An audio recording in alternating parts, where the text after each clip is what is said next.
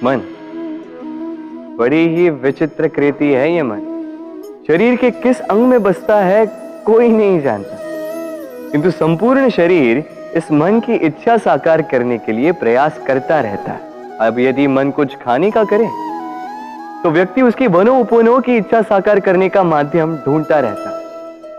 अब यदि मन किसी को शत्रु समझ ले तो व्यक्ति उसे नष्ट करने का हर संभव प्रयास करता है। अब यदि मन किसी से प्रेम करे तो उसकी प्रसन्नता के लिए हर सीमा लांघने के लिए सज्ज रहता है। परंतु जीवन सुखद हो इसके लिए आवश्यक है कि मन खाली हो। इस बांसुरी की भांति भीतर कुछ भी नहीं, न राग है न द्वेष, तब भी तार छेड़ने पर स्वर निकलता है। इसी प्रकार मन को भी भावनाओं से मुक्त रखना आवश्यक है। स्मरण रखिए, मन में कुछ भर के जियोगे तो मन भर के जी नहीं पाओगे। राधे राधे। कभी कभी कोई हमें छोटा कह दे, हमारे बारे में नीची बात कह दे, हमें अच्छा नहीं लगता, हम उसे अपमान समझ लेते, कभी निराश हो जाते हैं, अस्वस्थ हो जाते हैं, किंतु इसकी कोई आवश्यकता नहीं।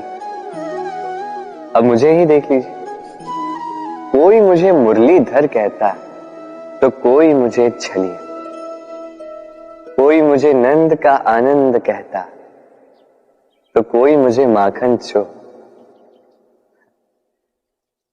अब बताइए, क्या मेरे नाम के आगे चोर लगा देने से आपका प्रेम मेरे लिए कम हुआ? यही तो मैं समझाना चाहता। किसी के कुछ कह देने से उस प्रेम को कोई हानि नहीं, क्योंकि आपका प्रेम मेरे प्रति मेरे स्वभाव के कारण, मेरे कर्मों के कारण, मेरे व्यक्तित्व के कारण। इसलिए स्मरण रखिए, जीवन में केवल कर्म पे ध्यान रखिए, ना कि उस नाम पे जो लोगों ने आपको दिया, क्योंकि ये कर्म यही महत्वपूर्ण है, व्यर्थ तो ये नाम है। राधे राधे।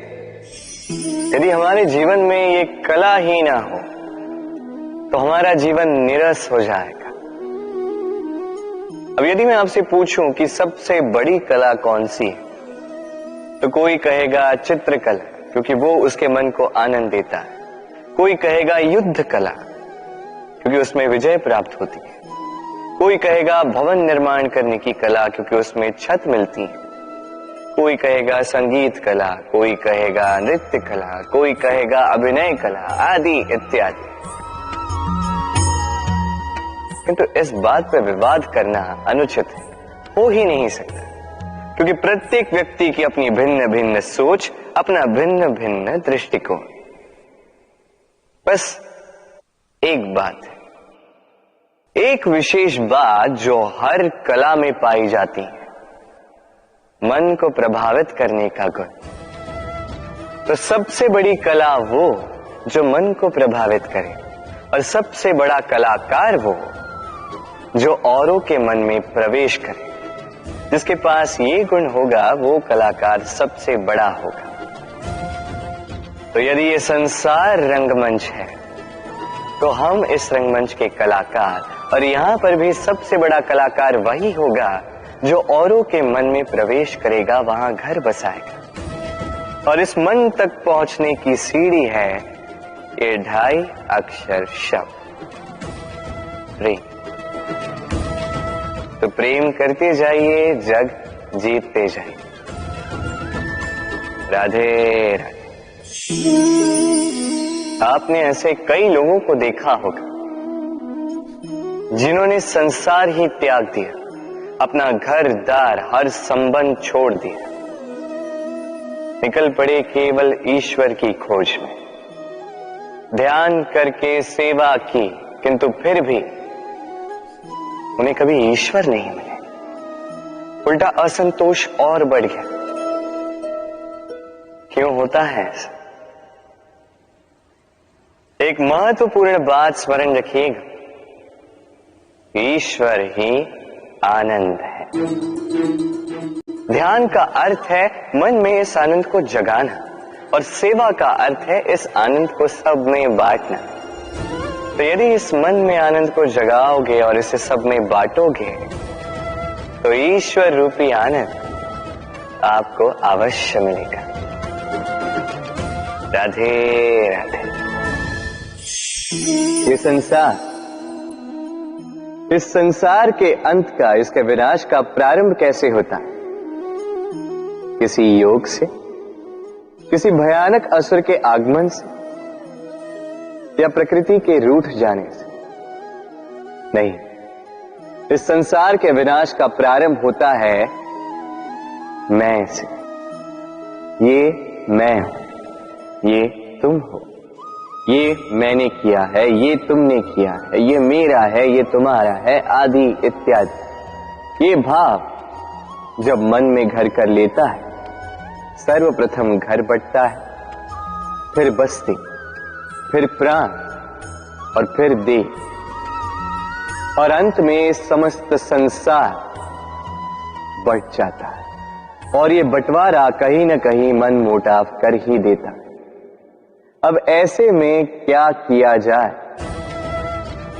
कैसे बचा जाए इस नाश से? कैसे दूर हुआ जाए इस विनाश से? उत्तर एक ही है, करुणा।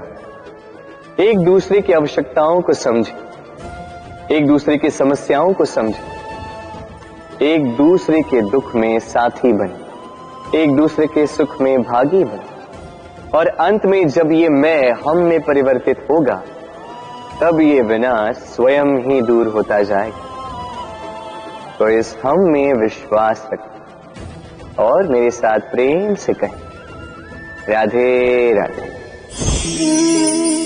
ये मुद्रा, अब सोचिए ये हमारा जीवन है। अब इसमें सुख और दुख, इस मुद्रा के, इस जीवन के दो पहलू। किंतु हम जब भी ईश्वर से प्रार्थना करते हैं, सदैव सुख ही मांगते हैं, और ये सुख आता भी, और सुख आते ही व्यक्ति सर्वप्रथम उनको भूल जाता है जो दुख में उसके साथी। अब ऐसे में वो उनकी सहायता तो नहीं करता, वो करता है उपकार, और अब इस उपकार के बदले लोगों से स्वयं के लिए वो श्रद्धा चाहता है।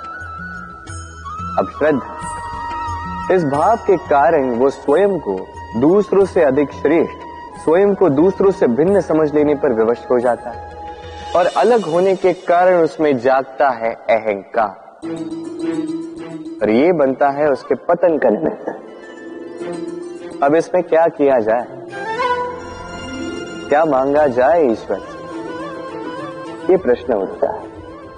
तो मांगिए सुख केवल उतना ही कि अहंकार ना आ जाए, और दुख उतना ही कि आस्था न चली जाए।